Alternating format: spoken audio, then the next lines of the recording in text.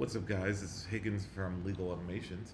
I'm on a quest to try out every filament in every color, and today we're reviewing the IEMAI PETG CF or PETG carbon fiber in matte red. So they ship it in this box. Pardon the Sharpie stuff. That's just to protect where I live and everything like that. Anyway, it comes in this box.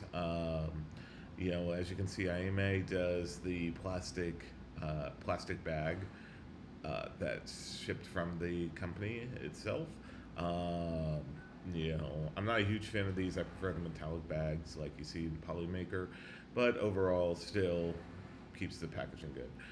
Anyway, the name of this color is matte red, but it looks to my eye more of a maroon color, as you can see once I get it open here in a little second.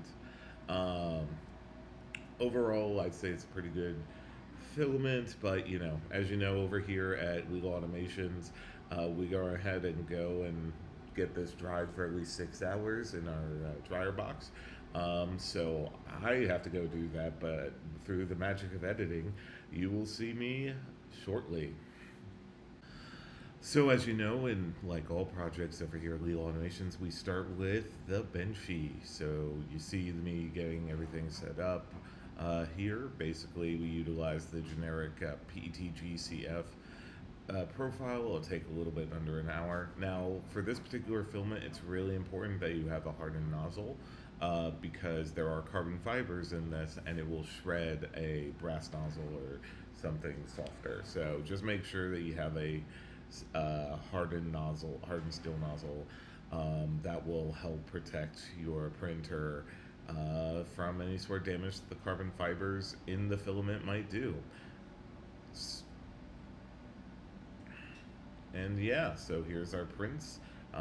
We start out with the benchy, which I think turned out well under the general filament. I mean, it looks pretty good. No real issues there. I think maybe some of the details, particularly on the backside, have a bit of maybe not as finer detail as we would like.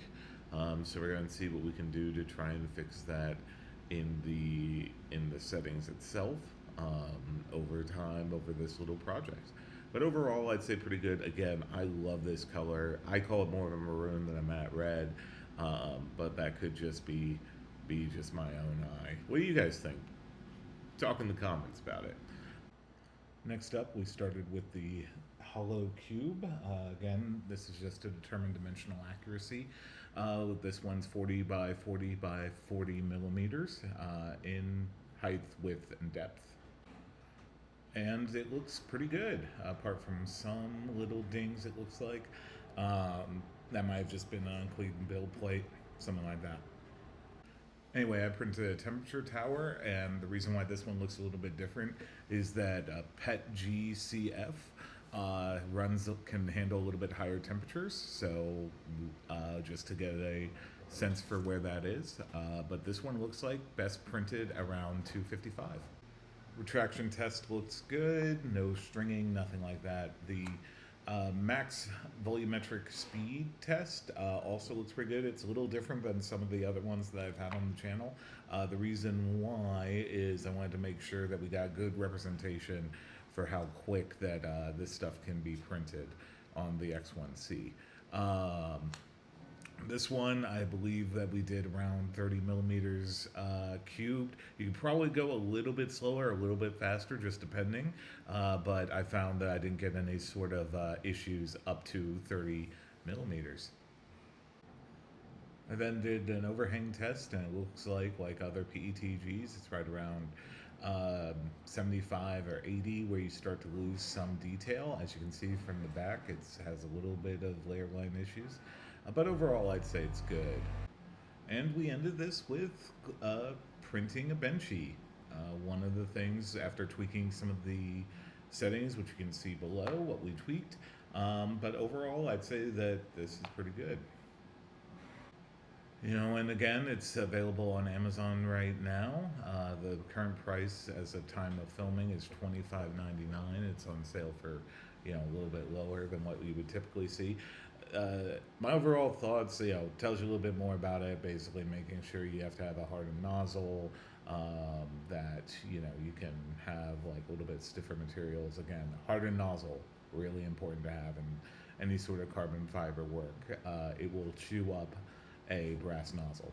But anyway, my overall thoughts for this is that it's pretty good. I love the color on this.